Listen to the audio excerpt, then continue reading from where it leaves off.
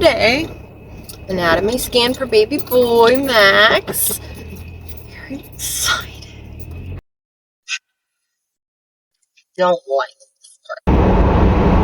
So, basically, little man just had some short legs, and they want us to do an extra ultrasound to make sure everything is a-okay.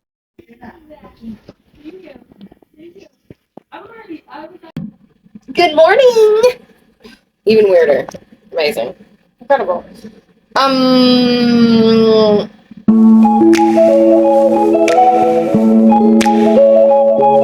Well, good morning. Why do I do that? Good morning. You add like an A or a UH to a word. What the hell was that? I'm just a squirrel, but that was so aggressive. So, today is the day. Anatomy scan for baby boy, Max. Very excited. The second pregnancy is so different because you're parenting the whole time. So you're not exactly thinking about the pregnancy as much unless like your symptoms are like insane. And these appointments are so far apart from each other in the beginning that it's just like it feels so weird. Anyway, so that's a little bit of that. I've had this weird feeling, and maybe it's just because I just like to make shit up. Like as things get closer to something, I read the statistic that said if you conceive while breastfeeding, which we did, like the probability of you having twins goes from 1% to 11%. Are we gonna find out that it's actually twins at the anatomy scan today? I don't know. Could be.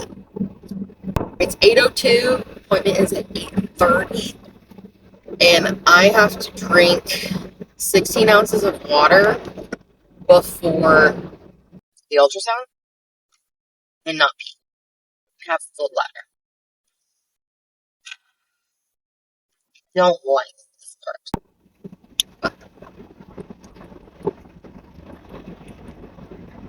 But even just like gulping water like I just did would like 2 or 3 weeks ago would have sent me into like, you know.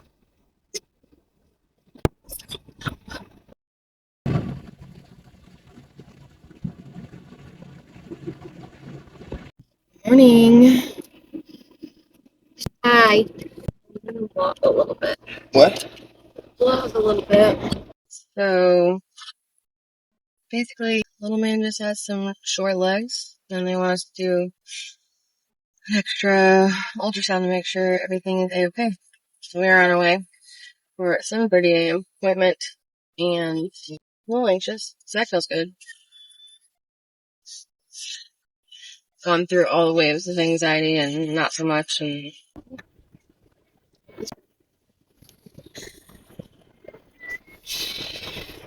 alright, so I guess. Oh yeah.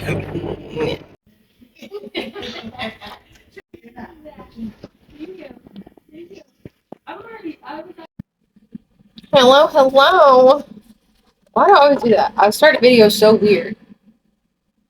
Good morning. Even weirder. Amazing. So technical difficulties this morning.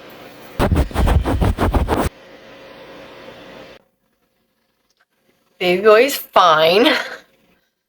What a nerve-wracking week. There's like so much anxiety around like, is there something wrong with baby?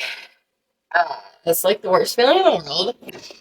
Because there's like the one hand of like, we didn't used to know anything if anything was wrong. And now we have the option to know like everything. They even asked us if we wanted to do this extra test. With the risk for pregnancy loss for this extra test, a 1 in 900 chance. I was like, that's way too high a risk to just want to know everything. Because I just don't think we need to know everything. I'm a very curious person. I like to be prepared.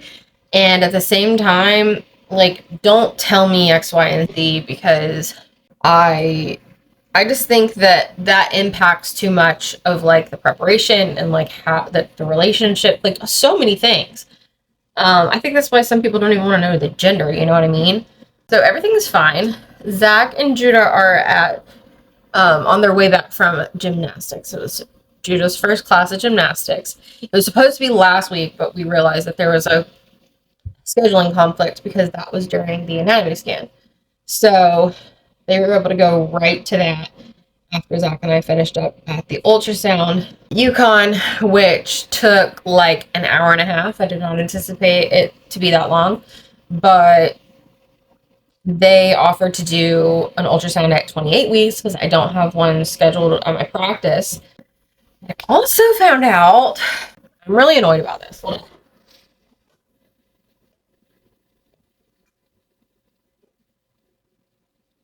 You're done. We're making break for sandwiches. Um,